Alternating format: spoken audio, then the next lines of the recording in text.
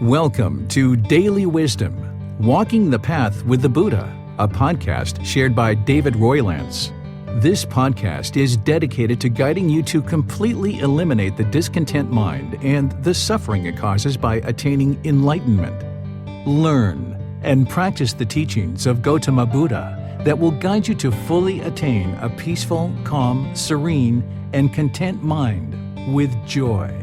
To support this podcast, visit patreon.com/support Buddha or visit buddhadailywisdom.com, where you will discover a full range of courses, retreats, and online learning resources to assist you on the path to enlightenment. Now, here's our teacher to share more.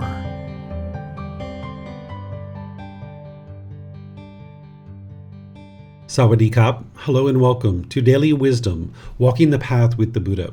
Today is our group learning program, and I'm starting a 4-part series on loving kindness meditation. I'm going to help you understand what loving kindness is and how to actually do this meditation today. We're going to end up doing a session together, and then over the course of the entire 4-part series, I'm going to be helping you to build up your loving kindness meditation practice. So I'd like to welcome all of you, whether you're joining for the first time or you're joining regularly. The way that loving kindness meditation works is it's actually transforming your mind to be more loving and kind. It's helping you to eliminate the anger, hatred, and ill will, and all the lesser versions like irritation, frustration, agitation, even the slightest dislike in your mind towards other people will be eliminated by the time you get to enlightenment. Oftentimes people think that the dislike that an individual has in their mind is actually coming from other people. But in reality, it's the mind's expectations and wanting everybody to be a certain way, that when people meet your expectations, you're like them or you're happy with them. But when people don't meet your expectations, you will dislike them. And there might even be stronger feelings like annoyance or frustration, agitation, or even hatred towards another individual. As long as your mind's doing this, it's still having pollution and it's not able to experience complete peace and complete joy. So there's a meditation technique that's going to essentially rewire your mind to be more loving and kind through the meditation, but then you're going to need to go out in the world and be more loving and kind in your day-to-day life. So I'm going to teach you all about this today and help you to understand it through the words of the Buddha, and helping you to then understand how to do a loving kindness meditation session so that you can actually do this on a regular basis and transform your mind. As we go in our class today, you're welcome to ask any and all questions that you like. You can put that into Facebook, YouTube, or Zoom in the comment section. I'll be able to see that, and then I'll be able to answer your question. If you're in Zoom, you can electronically raise your hand and ask any and all questions that you like by just unmuting your microphone, and then I'll be able to answer your questions that way. So first, just a couple of things to kind of start you off is that as you've learned so far in this group learning program, it's craving, desire, attachment that's causing the discontent feelings. It's the mind longing, yearning, wanting things to be a certain way. And you need to be able to independently verify this for yourself through actively studying the Four Noble Truths and independently verifying them and then practicing them on a day-to-day basis so that you can dispel any kind of false belief that your anger, hostility, bitterness, aggression, all of those types of things are coming from other people. You need to dispel that belief, because if you continue to walk around thinking that way, you'll never actually solve the real problem, because the real problem is inside your own mind and you won't be addressing that problem. You'll be blaming other people for what it is that you're experiencing, pushing people away, being bitter, harsh, and hostile to them, or putting your expectations on them and trying to control them. Well, there's this better way of life that the Buddha taught to be able to help you see what's actually causing these feelings, so that then you can actually go in and remove the causes and conditions that are producing it, so you can get to peace and joy. If you have any kind of anger, or even those lesser versions like dislike towards other people, the mind's not yet enlightened. As I mentioned, by the time you get to enlightenment, you won't even have the slightest dislike for other people. And not only this, but this meditation is really helpful at transforming your mind if you have like a negative inner dialogue, like where you're degrading and diminishing this being who you are, yourself. This meditation will help you to transform that too, because it's no fun walking around with an inner dialogue that's constantly downing you or degrading you or diminishing you. So this meditation is going to help you with that as well. There's essentially 4 different meditations that the Buddha taught as part of his path to enlightenment. The first one is called breathing mindfulness meditation. This is what I've taught so far in this group learning program. We did a 4-part series on this, helping students to build up this practice. It's helping you to eliminate the unwholesome quality of craving, desire, attachment, also referred to as wants or expectations or clinging or grasping or holding, because that's what's causing the mind to be discontent. That when the mind gets what it wants or expects, it gets all those pleasant feelings like happiness, excitement, elation, thrill, exhilaration, euphoria. But when the mind's not getting its cravings, desires, attachments met, that's where the painful feelings like sadness, anger, frustration, agitation, annoyance, guilt, shame, fear, stress, anxiety, all these things are actually being caused by the same underlying thing, which is the craving, desire, attachment. So this meditation, when you're focused on the breath, you're developing the concentration, that wholesome quality of concentration. When the mind moves off the breath, you're developing the mindfulness because you're aware that the mind moved off the breath. And when you cut that off and let it go and bring the mind back to the breath, you're training your mind to eliminate craving, desire, attachment where it's not holding on. The mind can actually let go. So the goal of that meditation isn't to eliminate your thoughts. The goal is to notice your thoughts sooner and sooner and let them go easier and easier, so that now in day-to-day life, when you're noticing unwholesome thoughts come into the mind, whether it's a conditioned feeling or whether it's any other unwholesome thought, like maybe you are experiencing conceit, where the mind is being arrogant and prideful, you would like to cut that off and let it go, right? So any unwholesome thoughts in your day-to-day life, you would like to cut those off. In meditation, you're cutting off anything and anything that comes up. But in your day-to-day life, you're only cutting off the unwholesome thoughts that are coming up. So that's what you've been learning so far. And I recommend for students to spend a good 4 weeks just building that practice up. And sometimes people spend 6, even 8 weeks just to work on building up their breathing mindfulness meditation practice. And then as you're doing that and you're ready to move into the next meditation, that's where loving kindness comes in, because this addresses the anger, the hatred, the ill will, and all those lesser versions. Because what this meditation is doing is essentially rewiring the mind to eliminate its anger, hatred, and ill will and cultivate loving kindness. There's these other 2 meditations that we'll talk about when we get to that point in our program.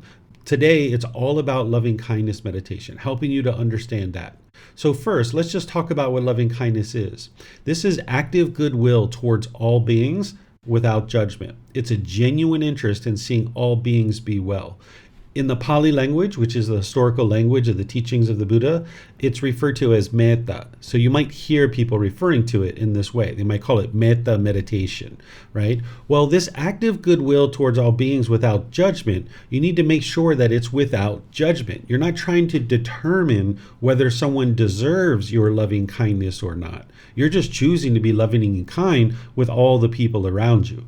Where like if you've been taught like don't respect others until they respect you first, well, if everybody was doing this, nobody would be respecting anybody, because I would be saying, well, I'm not going to respect you until you respect me. And then you'd be saying, well, I'm not going to respect you until you respect me. So now nobody's respecting anybody. So if we did that with our love and kindness, the same thing would be a result. Nobody would be loving and kind to anybody, because everyone would be holding back their loving kindness and saying, I'm not going to be loving and kind to you until you're loving and kind with me, right? So you're not looking for these conditions. You're not trying to see if someone meets certain conditions or expectations before you're loving and kind with them. That's not how an enlightened being functions, because they understand that by putting out love and kindness, this is what's coming back to you. You shouldn't practice loving kindness because you want people to be loving and kind with you. You should do it because you understand it's the wise thing to do based on the natural law of dhamma, that whatever you put out, it's going to come back to you. So this loving kindness needs to be this genuine interest in seeing all beings be well. What this is the antidote or the wholesome root or the remedy for anger, hatred, and ill will. This is what's going to antidote the mind. It helps you eliminate the harshness, bitterness, hostility, resentment, agitation, frustration, any of that kind of stuff that's in the mind. It'll help you eliminate that, whether you have that towards others or you have that towards yourself.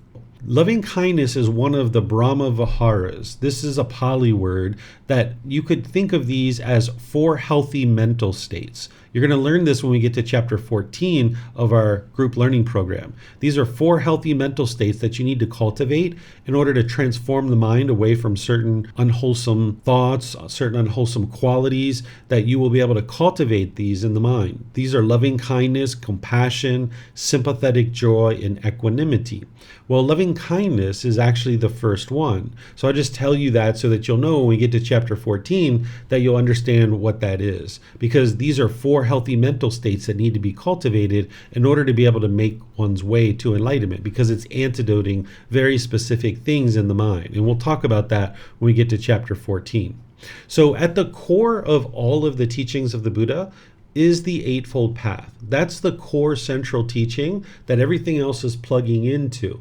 And if you remember, there were certain teachings on the Eightfold Path that deal with loving kindness or goodwill or harmlessness or speaking with a mind of loving kindness and all these other things. So this core central teaching of the Buddha that everything else plugs into, loving kindness meditation plugs into it because it's helping to prepare the mind to be able to have things like right intention, right speech, right action, and all these other qualities that the Buddha is teaching you as part of the Eightfold Path.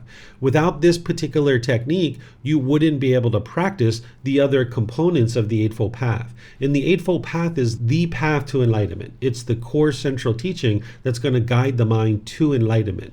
So in the words of the Buddha, if you can think back to what you've learned about the Eightfold Path, when he talks about right intention, which is the second factor on the Eightfold Path, he talks about the intention of renunciation, non-ill will, and harmlessness. Where the intention of renunciation is the willingness to let go and give up your false beliefs, your false opinions, your false views, and the unwholesome things that the mind actually has. If you weren't having the intention or the thinking or the thought of renunciation, of letting go, you would never get to enlightenment. Because if you're currently experiencing any of those discontent feelings like anger, sadness, frustration, and others, there's certain false beliefs in your mind. There's certain lack of wisdom. There's certain unwholesome moral conduct. And if you just hold on to that stuff, you'll never get to enlightenment, right? So you need to have this intention of renunciation. And you're not getting rid of your false beliefs by bringing in new beliefs. You're actually bringing in wisdom by learning, reflecting, and practicing to independently verify the truth. When you get this wisdom, then you see, whoa, this conflicts with what I believed my entire life. Now I got to get rid of my beliefs because now I have this wisdom. And one of the first false beliefs you need to eliminate is that other people are causing you to be angry or frustrated or sad or any of these other discontent feelings. Because if you continue to believe that, you're just going to go around not addressing the true problem, which was inside your own mind. So when you learn the Four Noble Truths and you independently verify them, and you can see that it's your own mind that's causing these feelings, when you see that conflicts with your beliefs, you need to have this thinking or this intention or this thought of renunciation and letting that go. And there's going to be plenty of things along the path that you're going to need to be willing to let go of. Then there's the intention of non-ill will. Non-ill will is goodwill, because a double negative in English is a positive. So non-ill will is the same thing as saying goodwill. So this is the thinking or the thought or the intention of goodwill, which is loving kindness. But how could you practice this intention or thinking or thought of loving kindness if you didn't have a tool or technique to help you to cultivate it? And your speech and your actions are going to emanate from your intentions. So if your intentions are not pure with right intention, then you're not going to be able to speak and act in a way according to the natural laws that are going to produce wholesome results or wholesome dhamma for you. So you need to develop this intention or this thinking or these thoughts of goodwill. But again, how could you do that if you didn't have a technique or some method to help you to do that? And that's where loving kindness meditation comes in. Then there's this intention of harmlessness, where you're disinterested or incapable of causing harm. You need to have the thinking or the thought or the intention of this, because anytime you put out harm is just going to come back to you. So you're going to need to cultivate this harmlessness in the mind. Then there's right speech. If you remember right speech, the Buddha teaches at the top line to eliminate lying, slander, harsh speech, and frivolous speech, because all of those things are based in craving, desire, attachment. And there can oftentimes be a certain amount of ill will involved in those things too, right? Particularly slander and harsh speech. There's typically ill will embedded in that type of speech. Well, when you go deeper into the teachings of the Buddha, you start to learn the 5 factors of well-spoken speech, where the Buddha teaches you to speak at the proper time, what you say is true, gentle, beneficial, and with a mind of loving kindness. But then again, how could you cultivate this in terms of your speech if you didn't have a technique to help you cultivate it in the mind? Because all your speech is emanating from your mind. So you're going to need something like loving kindness meditation to be able to cultivate in the mind, almost filling up your gas tank so that you can go out into the world and be loving and kind through your intention, speech, and actions. So those 5 factors of well-spoken speech, if you learn them closely, it's going to teach you how to speak wisely and harmlessly, where you're not causing harm through your speech. And part of that is having a mind of loving kindness. And you can see in situations where you didn't speak that way, it didn't turn out well.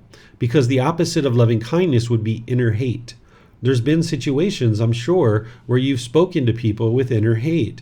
And you can look at that situation now and look back on it, not to feel guilty or shameful, but to cultivate wisdom and independently verify the teachings of the Buddha to see that, yeah, when you speak that way, it doesn't turn out well. And you can see how true the teachings of the Buddha are to ensure that you're speaking with a mind of loving kindness. But you're not going to be able to just snap your fingers and start practicing loving kindness through your speech and actions automatically.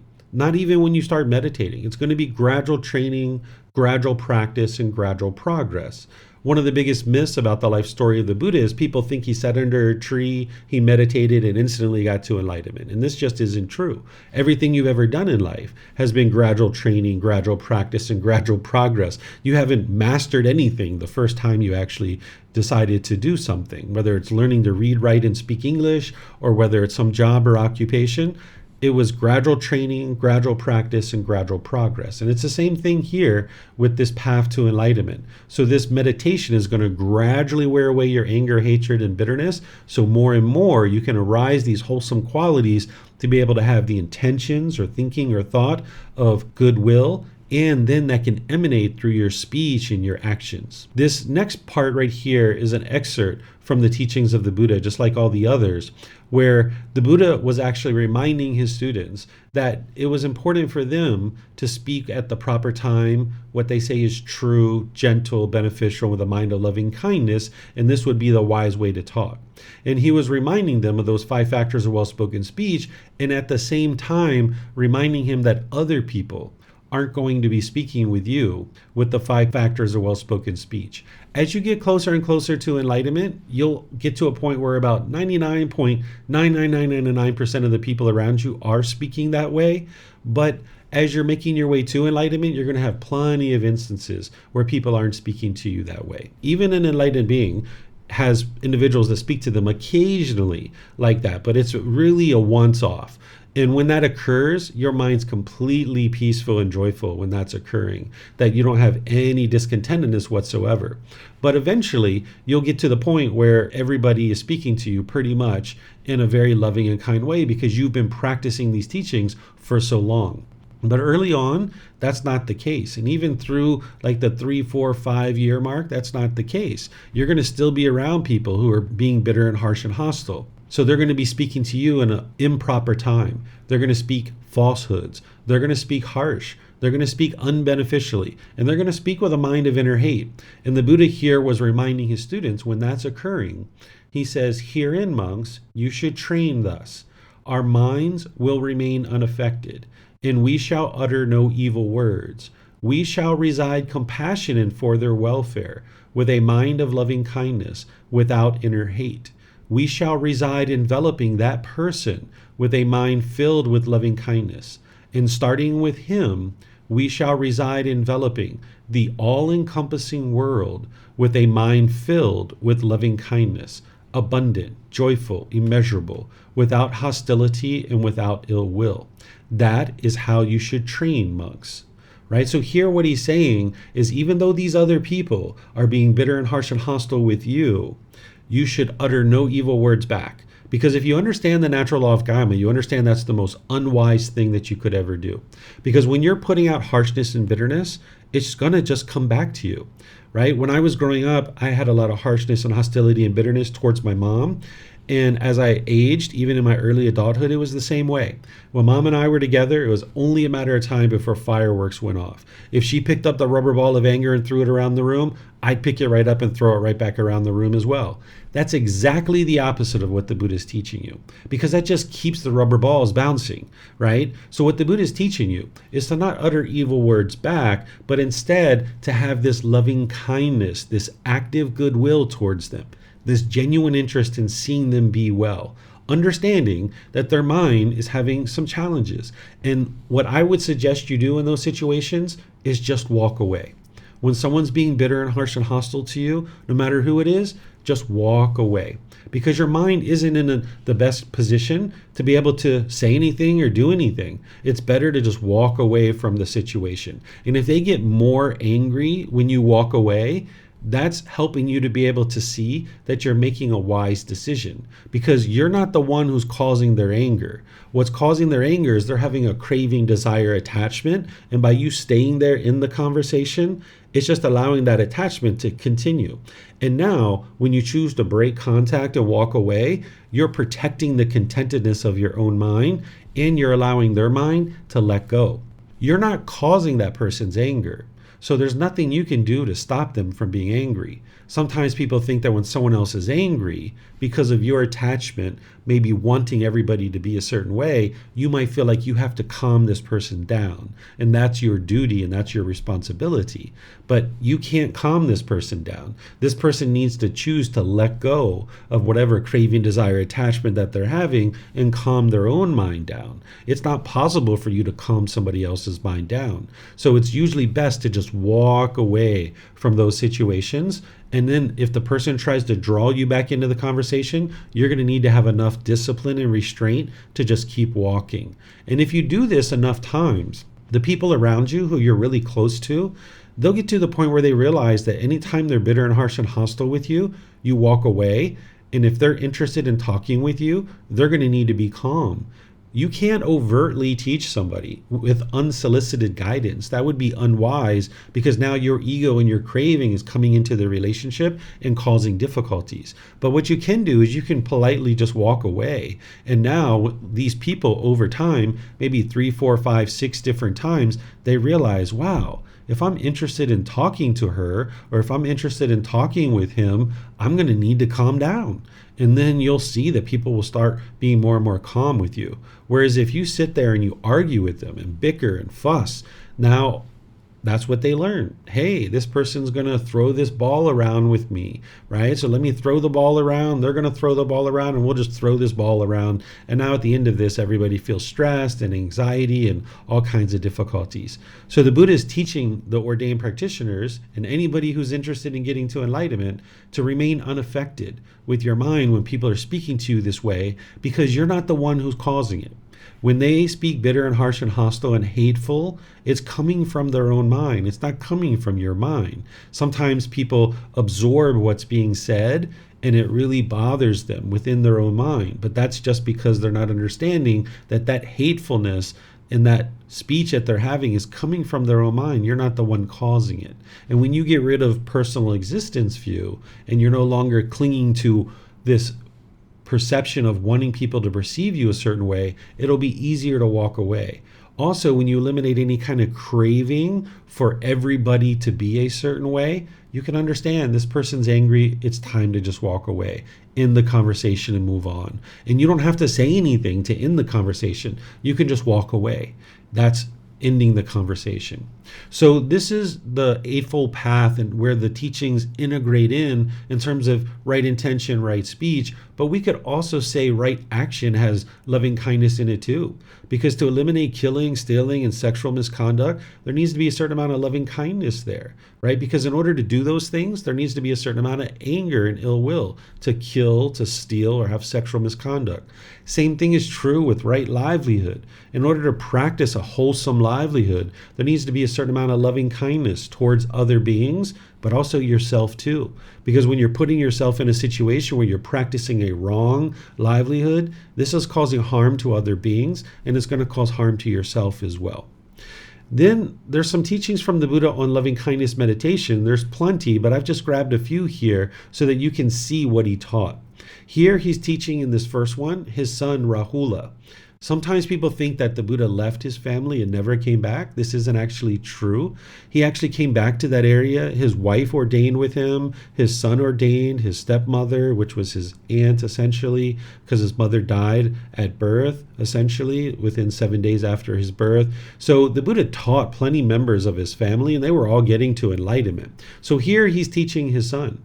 And you can see the way that a Buddha teaches. They teach very clear, very concise, and very precise. You don't have to interpret his words here. You don't have to figure out what he's saying. He says, Rahula, develop meditation on loving kindness. When you develop meditation on loving kindness, any ill will be abandoned. Again, very clear, very concise. You don't have to interpret anything. You don't have to figure it out. It can't be misunderstood. Right? He's explaining that loving kindness meditation is what's going to eliminate your anger, hatred, and ill will.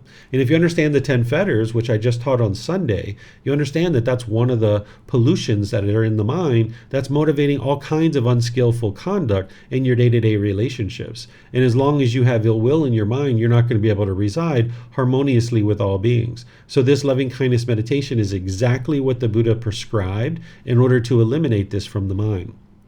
Here he says, loving kindness should be developed to abandon ill will.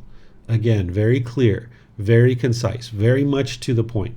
And then here's another teaching that is just an excerpt, but I need to kind of help you understand what's going on during this time frame so that you understand this teaching.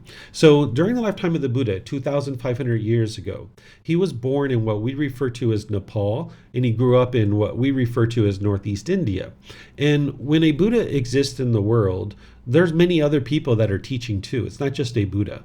Right? If you live during the lifetime of a Buddha, you'd probably be interested in studying with an actual Buddha, right? You'd probably be interested to study with that individual. But not everybody knows who is a Buddha at the lifetime of a Buddha. Now, 2,500 years later, oh yeah, we know who the Buddha was, but during his lifetime, not everybody knew what a Buddha was and that he was an actual Buddha. So there were multiple people in the world that were teaching and claiming that it was their teachings that were leading to enlightenment.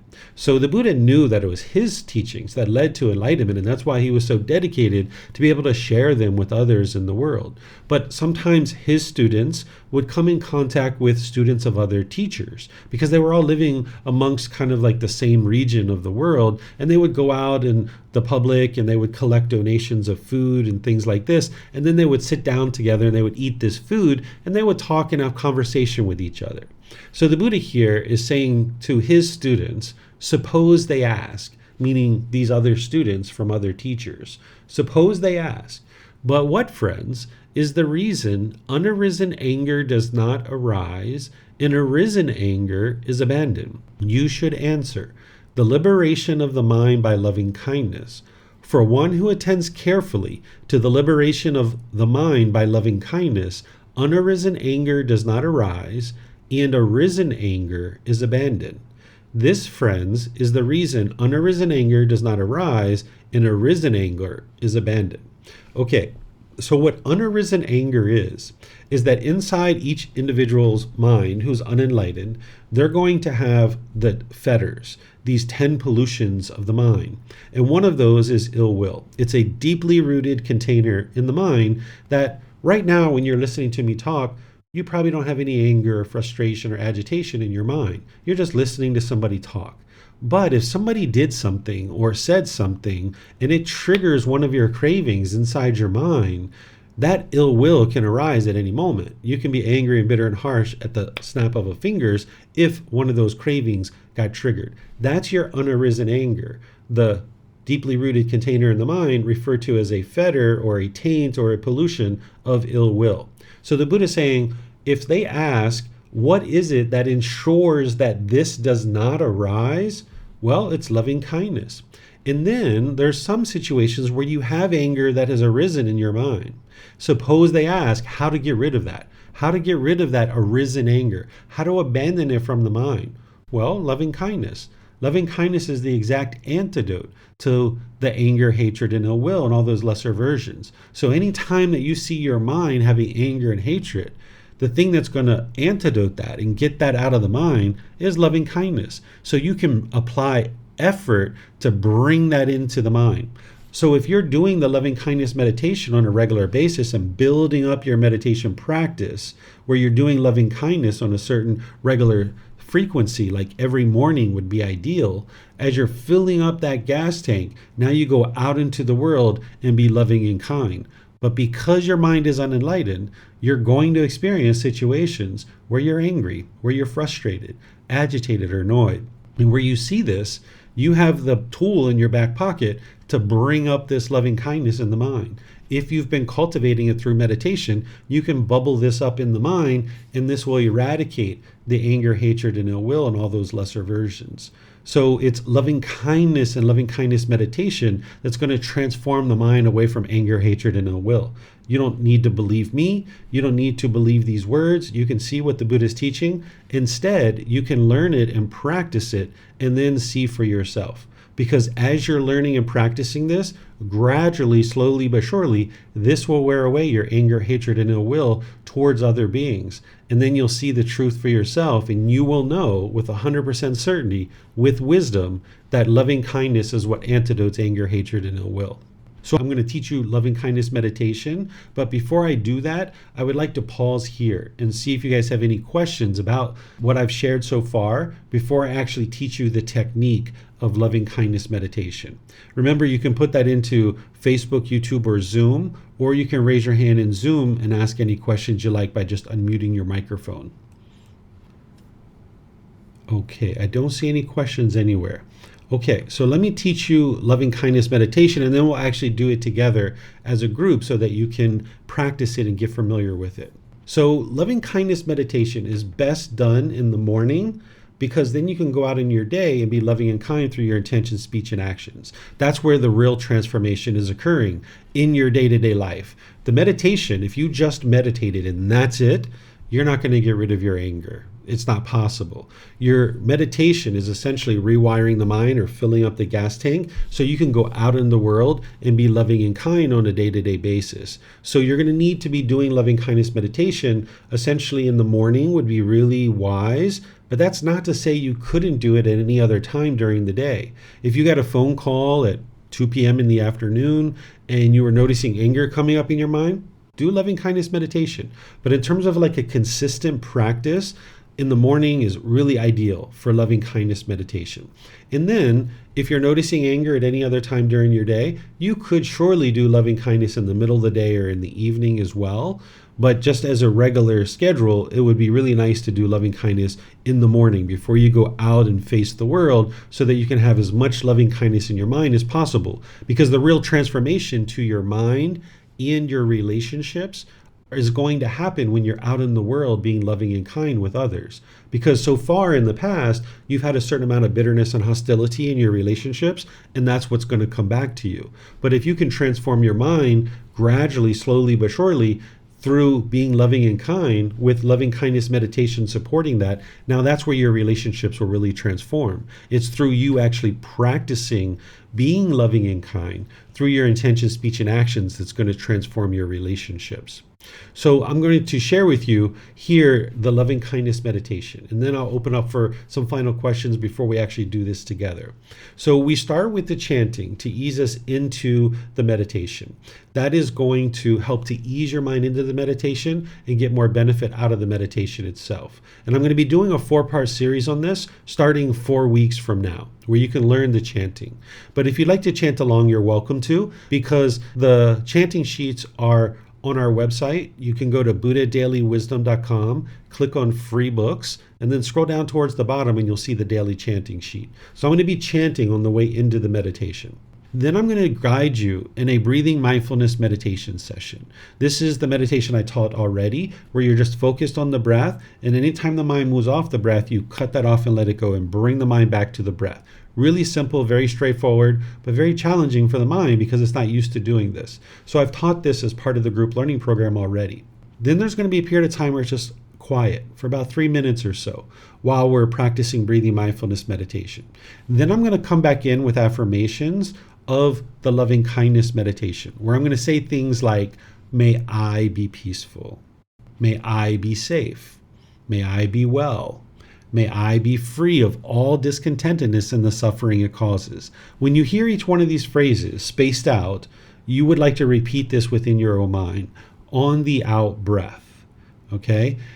Then after we do these 4 phrases, then we're going to expand our ring. We're going to go to things like, may mom and dad be peaceful, safe, well, and free of discontentedness and the suffering it causes. And we're going to go through successive rings until we get to all beings. We're going to do about 6 rings. This visual aid that I'm using is just a visual aid. So we're going to go through about 6 rings.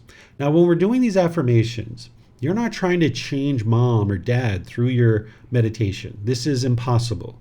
If it was as easy as a bunch of us getting together and changing other people through our meditation, there'd be no such thing as murders or rapes or robbery or jails or prison cells or in poverty and things like this. We'd just all get together, we'd meditate, and it would disappear.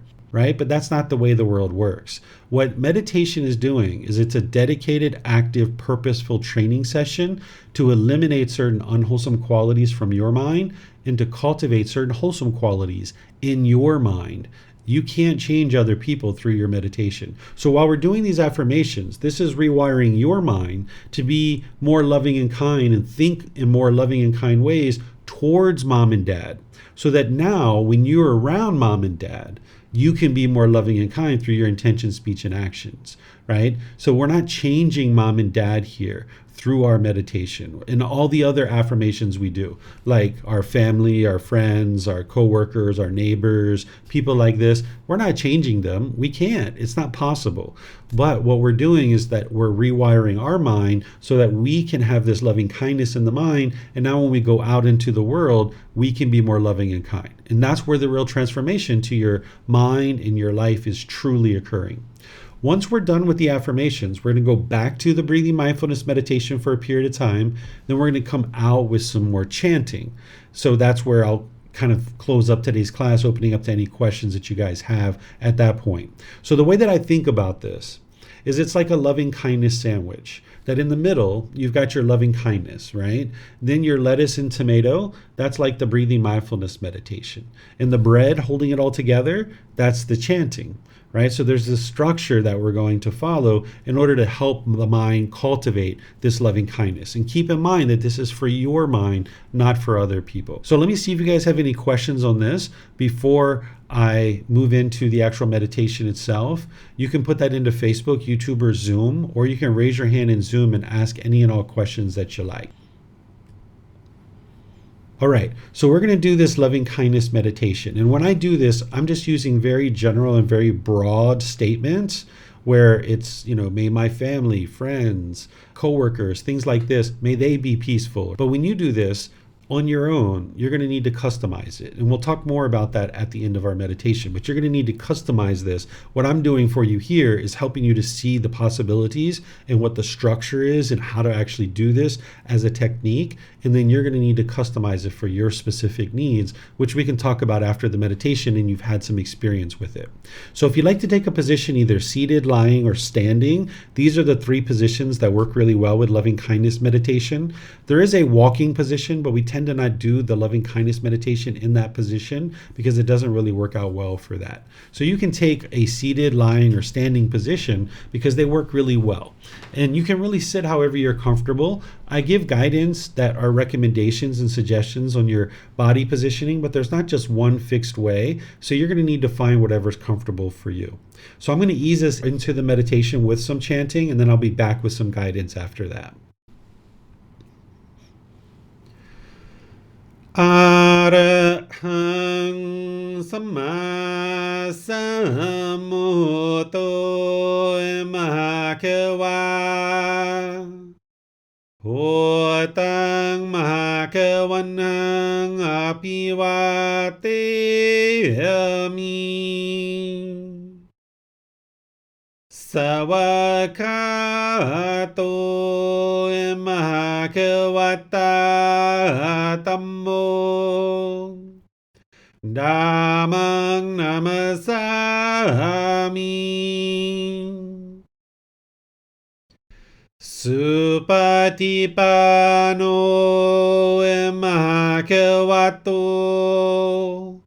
สาวกสังโฆสังฆังนามามินะโมตัสสะภะคะวะโต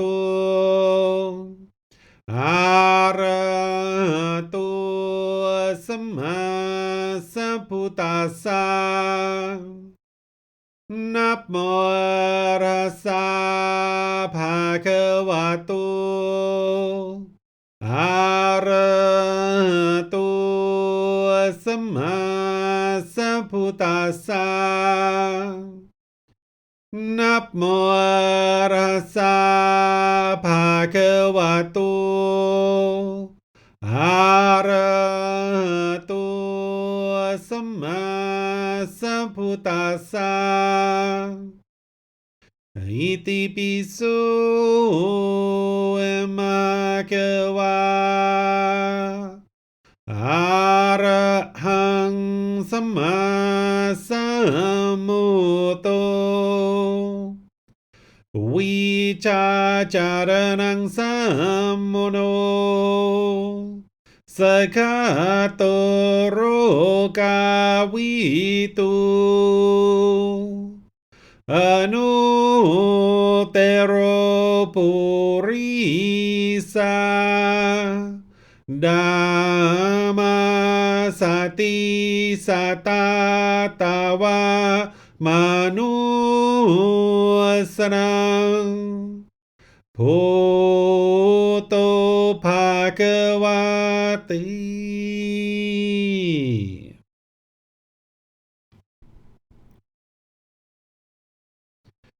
Okay, with the lower body and hands and arms comfortable, and the upper body erect,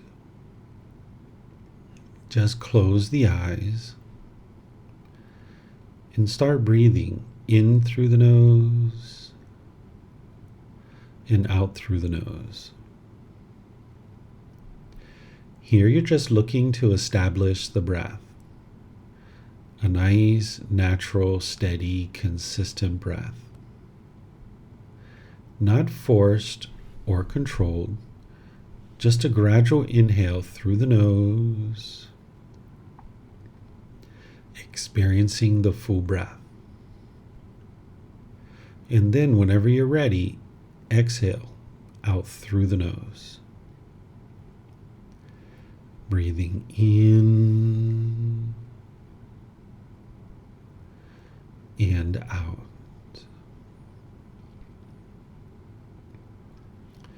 Breathing in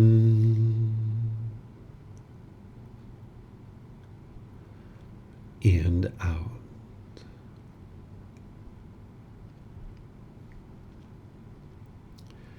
Your breath may not match up with the guidance that I'm providing, and that's okay. This is your practice. I'm just here for guidance. You can use this voice as a reminder that whenever you get to the next inhale, breathing gradually through the nose, developing a nice, natural, steady, consistent breath. And whenever you're ready, exhale out through the nose, experiencing the full breath. Breathing in and out.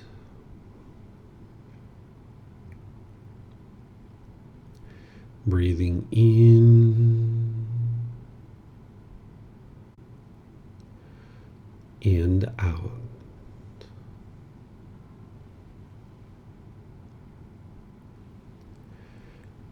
With the breath well established, start focusing the mind on the breath, either the sound of the breath coming into the nose or the sensation of air moving over the skin into the nose. The breath is the present moment. Fixate the mind on the breath, the present moment. Breathing in and out.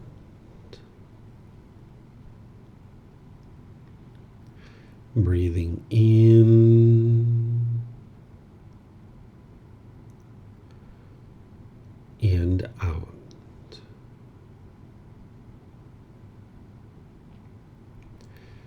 With the mind fixated on the breath, whenever you notice that it moves off the breath, cut that off, let it go, and come back to the breath, the present moment.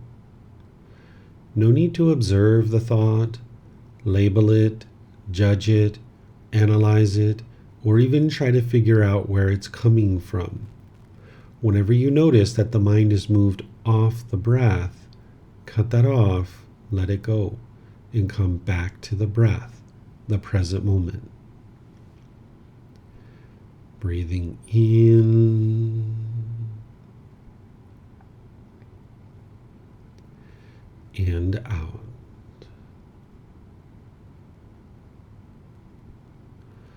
Breathing in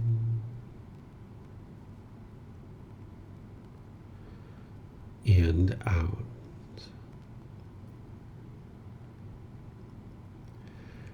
I'm going to be quiet now and let you do this work of focusing on the breath, cutting off and letting go anytime the mind moves off the breath. You have nowhere to go. There's nothing to do. No one needs you right now. This is your time to focus on the breath. Breathing in and out.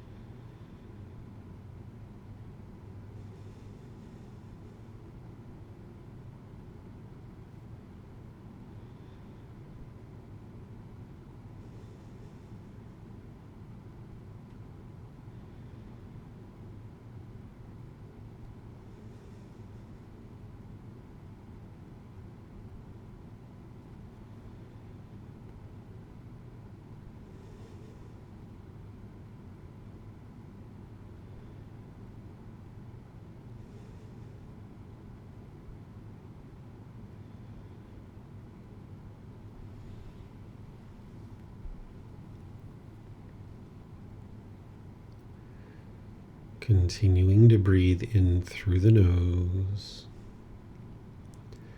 and out through the nose. Repeat these affirmations in the mind on the out breath.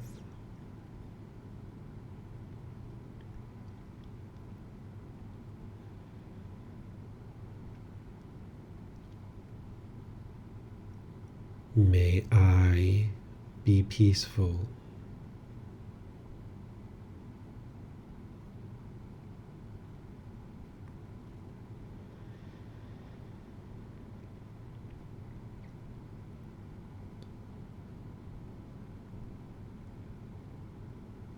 May I be safe.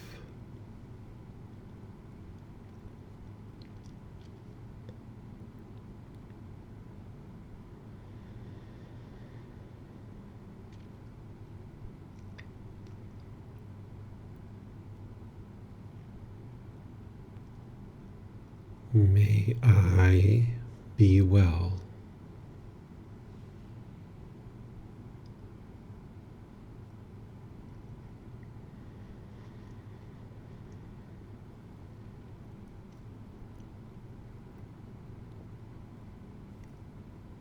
May I be free of all discontentedness in the suffering that it causes.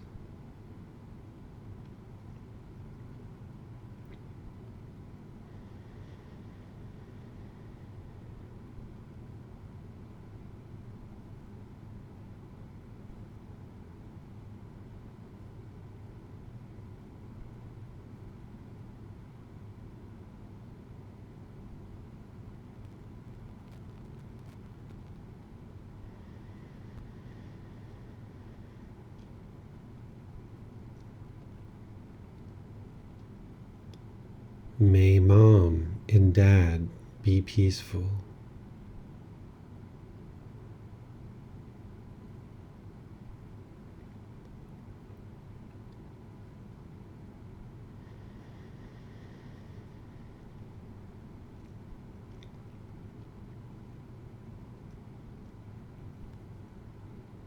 May they be safe.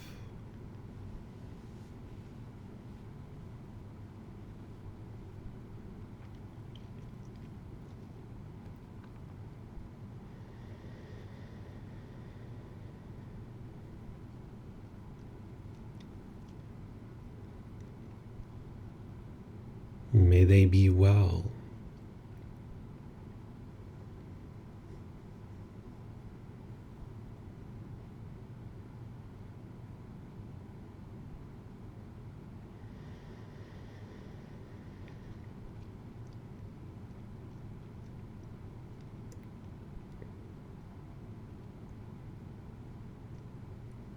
May they be free of all discontentedness in the suffering that it causes.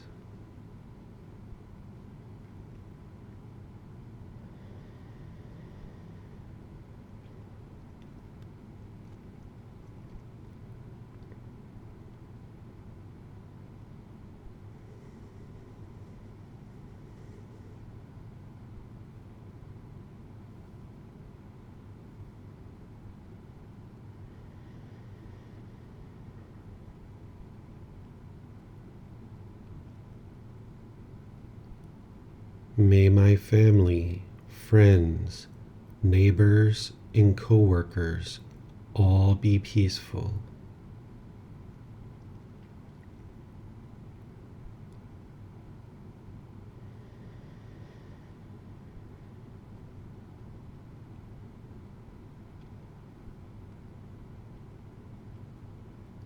May they be safe.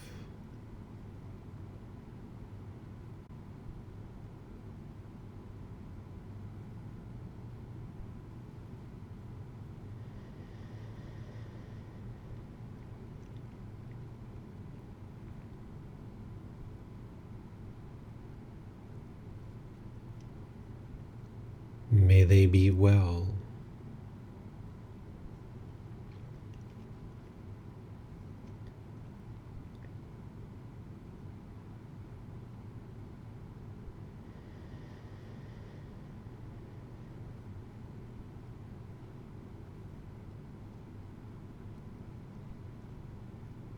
May they be free of all discontentedness in the suffering that it causes.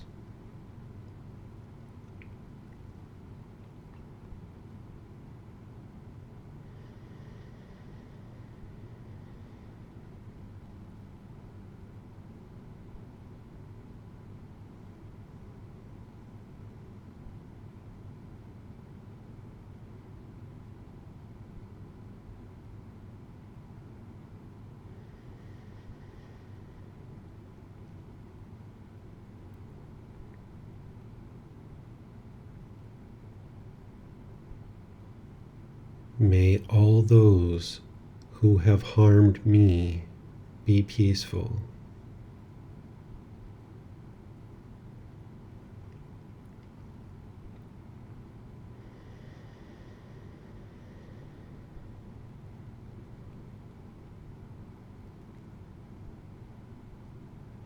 May they be safe.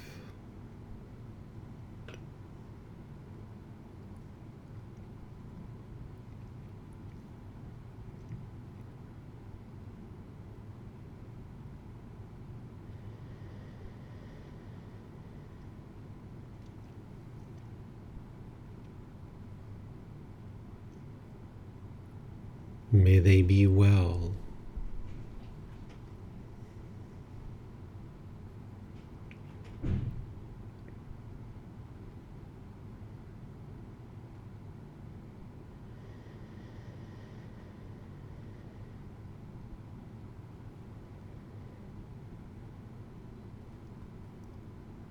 May they be free of all discontentedness in the suffering that it causes.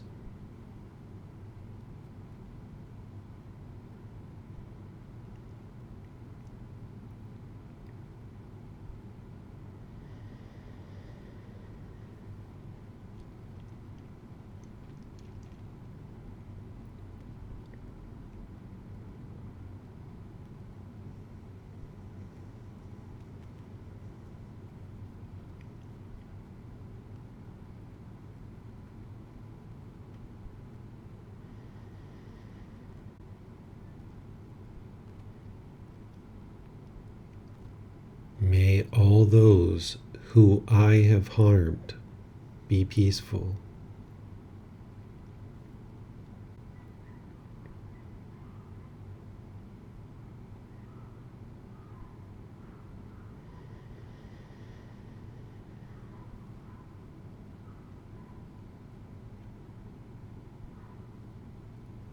May they be safe.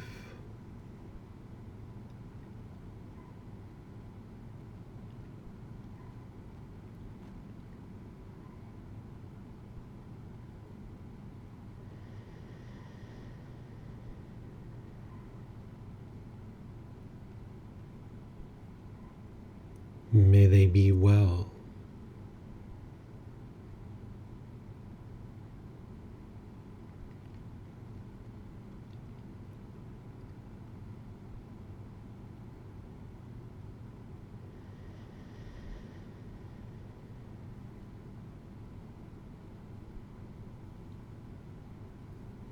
May they be free of all discontentedness in the suffering that it causes.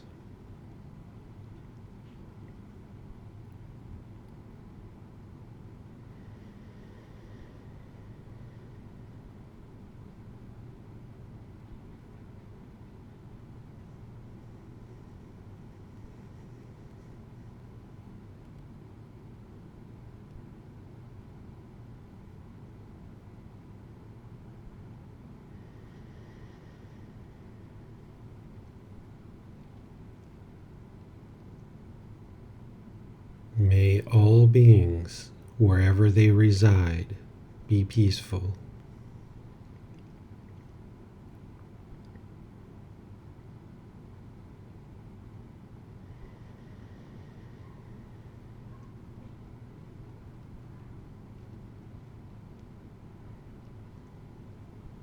May all beings be safe.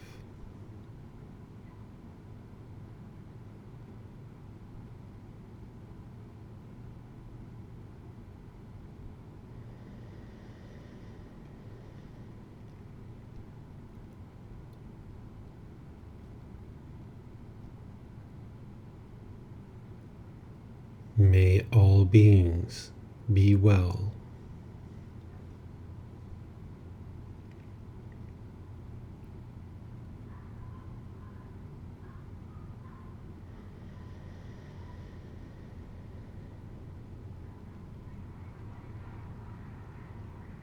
May all beings be free of discontentedness and the suffering that it causes.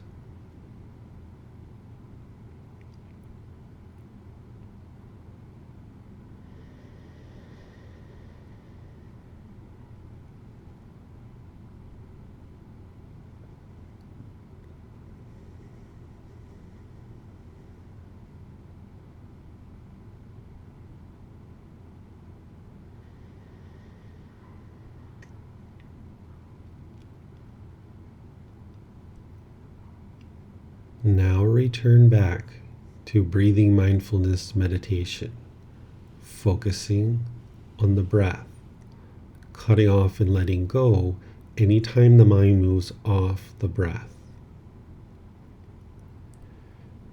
Breathing in and out.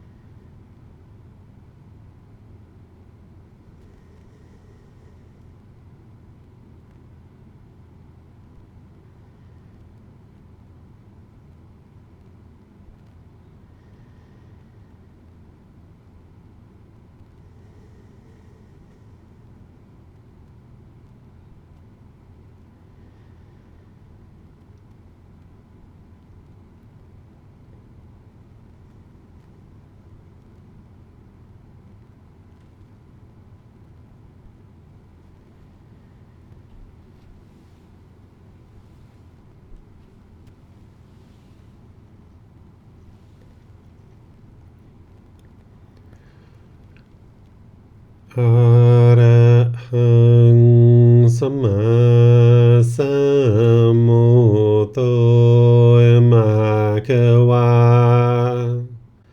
Bhutang Bhagavanang Abhivateyami Savakato Bhagavata Tammo Dhammang Namasami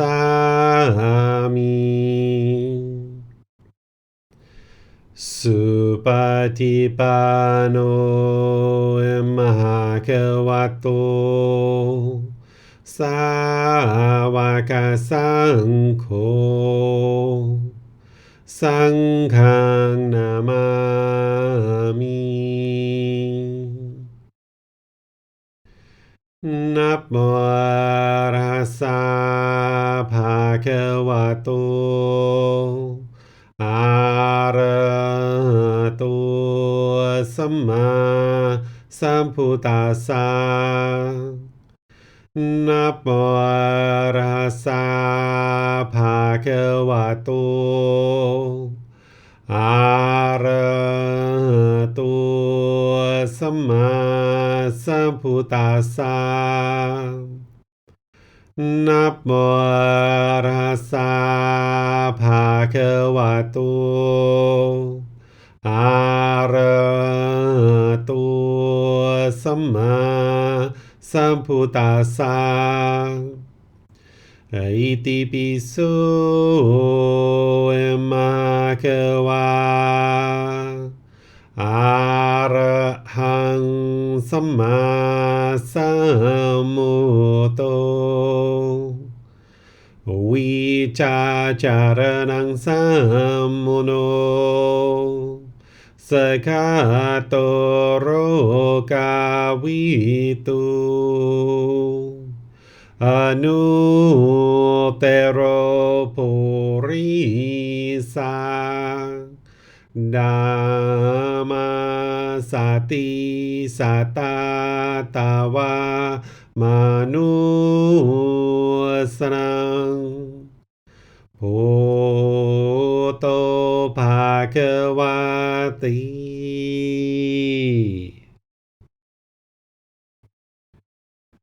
Okay, if you would like to slowly make your way out of meditation. Okay, so this was loving kindness meditation. As I mentioned, this is what's going to help you to be able to transform your mind away from the anger, hatred, and ill will. What I'm going to do is just share a few things with you in closing, but I'm going to open up to questions before we actually finish our class. As I was mentioning, that you're going to need to customize this meditation for yourself, because here when I'm leading a group of people, I'm just using general broad statements. Whereas if there's someone in your life named Bob or Susie or Rebecca or somebody like this that you have anger, hatred, ill will towards, maybe they're in your life now, maybe they were in your life in the past, maybe you'll never see them again, maybe they're actually dead. As long as your mind's holding on to anger, hatred, and ill will, it's not going to be liberated. It's not going to be free from that. So you're going to need to actually include people with specific names or groups of people. Like if you have anger towards all police officers or lawyers or accountants or something like this, you can use a group of people, a certain nationality or a certain religion or something like this. You can use groups of individuals. So you would like to actually do affirmations based on what's going on within your own mind. That's where the mindfulness comes in. That's why you need to cultivate breathing mindfulness meditation and have awareness of your own mind, of where's the anger, where's the hatred, where's the ill will, who's it towards, what person or people or groups of people that you have that for. So what you would probably do is you would start your meditation first starting with I, meaning this being who you are, because you can't have loving kindness for others if you don't know how to love and be kind to yourself. So you start with I, then you might go through a ring or two of people that you actually have loving kindness for, maybe like your parents, your siblings, your life partner, your children, people like this. Then go through some rings or two of people that you're more neutral about, maybe some of your neighbors or coworkers or something like that. Then you would like to have some rings of people that you do have anger and hatred towards, so that basically this kind of bubbles up. You bubble up the loving kindness and then it kind of overflows into these other groups, right? And then ultimately you end with all beings.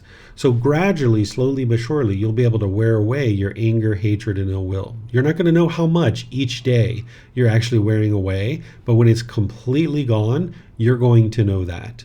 Because each day as you're meditating, each day when you're going out into the world and practicing, you're not going to know how much of this anger you've eliminated. But when you go in a significant period of time without having any anger, hatred, or ill will towards a particular being or group of beings, you'll know that your mind is transformed. So when I first started this, I was doing myself and my mom almost exclusively because I had a lot of resentment built up towards my mom, and I had a lot of negative self-talk within my own mind. And I did that for a good solid 6 months of just me and her and all beings, right? And I would even do myself with like 2 rings or 3 rings, and my mom 2 or 3 rings, right? And then all beings. Well, over time, as I started interacting with mom, I started seeing that I was loving and kind and generous and respectful and treating her in really nice and kind ways. And it had been 6 months, a year, 2 years, 3 years where there was no anger in the mind whatsoever towards her. So I didn't know each day how much I was wearing away. But when it was completely gone, I could see that. So this is what you're going to notice, is that you're going to gradually be able to wear this away. And it's going to be in certain relationships, and other relationships you might still have anger towards. So like I wore away the anger towards my mom long before I wore it away towards my wife, right? I had certain expectations and certain cravings in there that was motivating that. So you're going to see this kind of cascading effect of gradual improvement to the condition of your mind. And you'd like to stay dedicated and committed and determined with confidence as you're working towards more and more improvement to the condition of your mind in your life. Remembering that you're going to need to not only practice loving kindness meditation, but through your intention, speech, and actions, you're going to need to be loving and kind. And part of that, you can actually practice generosity with your life partner, with your children, with your parents, with your siblings. You can practice generosity. But remember, pure generosity is with no expectation of anything in return, where you don't want anything or expect anything, not even a thank you. And you're just sharing with other people your time, effort, energy, and resources. And this is going to also help you to bring up that loving kindness in the mind. So let me know what questions you guys have. Whether you're in Facebook, YouTube, or Zoom, you can put that into the comment section. Or if you're in Zoom, you can electronically raise your hand and ask any and all questions that you like. So I see Paul has his hand up. So Paul, if you'd like to unmute, you're welcome to. Hi, David. Hello, hello. My question is, I've gotten into the habit of almost always using your podcast to guide me through meditation, whether it be the mindfulness or whether it be the loving kindness. Is that a bad thing to be in a habit of doing? Is it something I should work towards independently doing it without the guide you're guiding through the podcast? Yeah, I don't think in terms of good or bad, because it kind of implies that we're judging, So I think about wise and unwise. So if that's what you've needed to get to where you are now, that's fine, no worries. But yes, over time, you would like to eliminate that, because the mind can get attached to that, where it's wanting that to be permanent. So you would like to integrate some impermanence into the situation and gradually move away from it. And you can do that slowly but surely. Like do one session with it, one session without, one session with it, one session without. And after you do that for a week or two, do one session with it, 2 or 3 without. One session with it, 2 or 3 without. Do that for a week or two. And then, gradually expand this wider and wider till eventually you'll get to the point where you're completely comfortable doing it on your own. Because you would like to get to the point where you only need 3 things to meditate: the body, the mind, and the breath. And you'll have those 3 things with you all the time. So you'd like to get to that point where you don't have any kind of clinging or attachments, even in your meditation, and even to meditation itself, right? If somebody was angry because they didn't meditate, that means they're attached to meditation and they're craving it to be permanent. So you like to get to the point where you introduce some impermanence and you get to the point where you're completely comfortable without doing meditation with any kind of guidance. But that comes through gradual training, gradual practice, and gradual progress.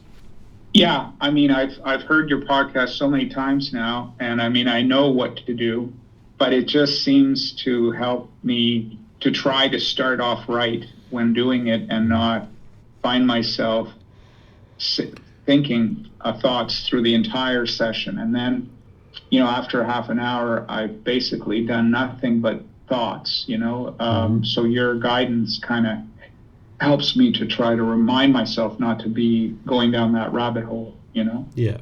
So another word for craving, desire, attachment, or wants or expectations, or clinging or grasping or holding is dependency, right? The mind is dependent on this, or the mind is using it as a crutch, right? Those are some slang words that we use. So this is where you are right now. But what you would like to do is gradually get to the point where you don't need that. You can just sit down and meditate, and your mind can just go right into the meditation, and you're able to reap the rewards and benefits of that. Because you're not going to always have that podcast with you. Like say you're at a park, you're walking around, and it's like, wow, such a beautiful day. I'd like to sit down and meditate. Oh, I don't have David's podcast with me. Oh man, I can't do it, right? So you'd like to shed all of that. And because what's producing the benefits of the enlightened mental state, it's not the meditation itself. It's actually the elimination of craving, anger, and ignorance, particularly the cravings, right? So let's just say, for example, somebody, are you familiar with durian fruit? You were here in Asia, so you're probably familiar with durian fruit. Yes. Yeah, okay. I am. So let's just say somebody eats every single fruit that is known to man, but they absolutely despise durian fruit, and they won't eat it, and they won't touch it. They don't want to be anywhere near it. They're averse to it. That's because their mind has a craving, desire, attachment in their mind. And as long as this is in there, the mind is not going to be fully concentrated, it's not going to be fully enlightened, that they're going to still experience discontentedness. When they walk past a durian fruit stand and they smell durian fruit, they're going to be frustrated and agitated. They're not experiencing the complete peace and joy. And they're also not experiencing the concentration and the focus and the clarity, because the mind with craving, desire, attachment is pulling it in all these different directions.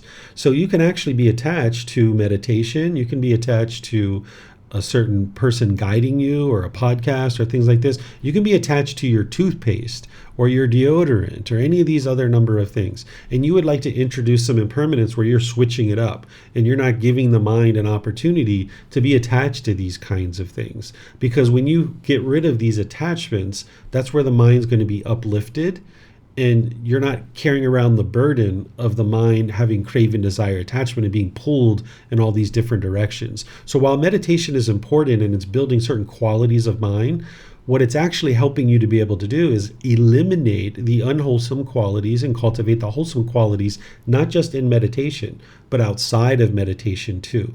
So if you continue to stay holding on to this guidance from me in your meditation, then you wouldn't actually get to enlightenment. You're going to need to gradually move away from it so that you can be completely independent of that, and you're not dependent on anything whatsoever. You can just sit down and meditate, boom, and you can do it. Yeah, I figured you'd say that. Mm-hmm. And intellectually, I understand much of what you teach, and I have listened to a lot of and attended a lot of your classes. But I'm losing motivation, it seems. Mm-hmm. I'm doing less meditation, and it's probably because I'm disappointed that I'm not really seeing any benefit.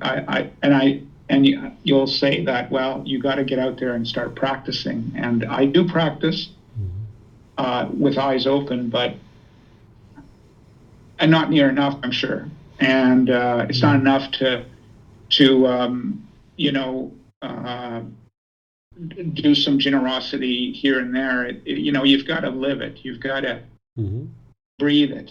And I'm not doing that. And I'm wondering if there's any advice you can give to get me past this stumbling block, because I'm afraid I might just slip off and stop altogether, because I'm not motivated, because it's been over 6 months now that I've been doing this, and I was very regular, and now I'm less regular, and I think it's because I feel that I'm not getting, the benefit that I expected. Yeah, first thing you got to do is get rid of your expectations of any particular type of benefit, because that's going to stumble you up right there. Because that's a craving, desire, attachment. I expect this, and now I've got this. This is the whole problem that your mind's facing with the craving, desire, attachment, is it's going around setting all these expectations, and now it's disappointed and frustrated when those aren't being met. So get rid of your expectations of where you should be and where you want to be, and just understand this is where you're at. That's the first part. The second part is, if you remember back when we had our personal guidance session, we talked about remembering the Eightfold Path and studying that closely. And then you had your medical challenges. And then now I think you're probably coming back from that. So if I was you, I would really deeply study the Eightfold Path and then come talk with me to be able to confirm that you know it. Because what we discovered during that session is you didn't understand the entire Eightfold Path and you weren't practicing it closely. That's why you're not seeing the results. Because what you've been taught previously is just to meditate. But that's one component of one factor. It's like 6.25% of the path to enlightenment. So if you're only doing 6% of something, if you only eat 6% of your food today, you're going to be really hungry when you're done at the end of the day, right? So you need to fully enjoy this meal that the Buddha is serving to you and eat all of it. Right? You need to eat every single thing, and then you can be full and you can experience true benefit. But until you've memorized the Eightfold Path and you're practicing it consistently long term, you're not going to see the significant progress that your mind's looking for. But if you get rid of those expectations and you dedicate time to studying, understanding that your mind's slipping into complacency, you need to arise energy, vigor, vitality, determination. You need to get to the point where you despise the discontent feelings in the situations that you experience because of them, like the difficulties in relationships and things like that, you need to despise that so much that you're ready to get out of it. And you're tired of this constant difficulties and struggles over and over and over again. This is like the escape door. This is like the fire exit out of the movie theater. And oftentimes what we do is we put roadblocks in our way, right? And you got to move closer and closer to that escape door, that exit door, so that you can actually escape all of this discontentedness. Yeah. Okay, David. I mean, that's kind of what we talked about, and we've gone kind of full circle again. And I haven't given up, but I just say it's getting harder because the expectation maybe, but it's just the benefit isn't there. And it's probably because I'm not following the path as I should. And I do know the path, but it's not enough to just do a little bit of generosity, coming from the loving kindness, go out there, practice generosity. I'm doing that, but I certainly could do a heck of a lot more, but it's more than that. It's all of the Eightfold Path. I get it. But how do I go from where I am now to not give up and, find some inspiration, find some motivation, like where there's a light at the end of the tunnel when you're in this kind of state of mind, it'd be great if there was a pill you could take to make that happen, but there isn't. There's no magic button, Paul. There's none of that. You've got to arise the energy within your own mind by applying right effort. And one of the things you need to do, we talked about this last time too, is you really need to be honest with yourself. Because you typically say that I know the path, but you don't. Because when we talk, you don't know the path. That's why you're not practicing it. And that's why I encourage you to study it. So you've got to be really honest to be able to see true reality, that you don't know the path, you're not practicing the path, and that's the reason why you're not experiencing the results. So, having these expectations that you should have these results, well, that's not very wise considering you don't know the path, you're not practicing the path. And even having expectations at all is unwise, but particularly since you don't know the path and you're not practicing it. So you've got to get rid of the expectations, and you've got to get rid of this delusion that you know the path, because you don't. We've seen that, right? Because you were talking to me and you were going through right view, right intention, right speech, and you didn't know the path at all. That's why you went off to go study it, but you never came back to confirm that you understood it. Well, I've gone so far, and this is just the way I operate, is being a technical person. I went off and I summarized all of that. Like I've got a cheat sheet. I think I told you that I have a tendency to create these cheat sheets, So I have all that in one handy little document, but I haven't gone from that to memorizing it, so that I could answer all your questions, and I could do that. But I'm sure that that's not going to be enough, because it's not enough to just, even if I could answer all your questions, you'd say, well, what do you do about it? Like, what are you doing? What practice are you having? And I'll probably say I'm not practicing, and that's why I'm not seeing the benefit. It's not enough to just know it. You have to actually live it. And that's going to be tough for me, probably. But you can't live it until you've internalized it and memorized it. So it's a multi-step process, right? So that's why realizing that you're not practicing it, the first thing I know is, this person probably doesn't know it then. And then when we looked at that, you don't know it. So the first step is to know it, to internalize it to the mind. Having it on a cheat sheet, okay, that's where you're at right now, but you need to internalize it within your mind so you have it direct recall. Like if I said, what is right intention? Or someone else asked you, hey, Paul, what is right intention? You need to be able to say the intention of renunciation, non-ill will, and harmlessness. And you need to know exactly what those things are and how to practice them on a day-to-day basis. Because if you don't intellectually understand it and internalize it within the mind, you'll never practice it. So sitting on a cheat sheet somewhere, okay, that's fine. but it's not going to get into your practice of day-to-day life No. while it's on a cheat sheet. You've got to commit it to your memory, and you've got to do it in a multi-step process. Right now, you're putting the expectation on yourself that you should be practicing this, but you haven't even committed it to your memory yet. So you can't practice it because you haven't even committed it to your memory yet. So you've got to go from the cheat sheet into your mind. That's the next step. Okay. Thank you, David. You're welcome. I'll keep working on it. Yeah, it'll be the best thing you've ever done in your entire life if you actually work on it and get to enlightenment. There's nothing better. As I oftentimes say, when I talk about the third precept, we talk about sex and stuff like this. I say, people can't imagine that there's something better out there in the world than sex, but there is. It's called enlightenment. I don't know, David, if I told you that I'm going back to Thailand this fall in November. Okay. And you know that my wife had an accident the last time we were there in Bangkok, and she's recovered, and we're going back. Nice. We were determined that we're going to see Thailand because that's the one country we missed out on.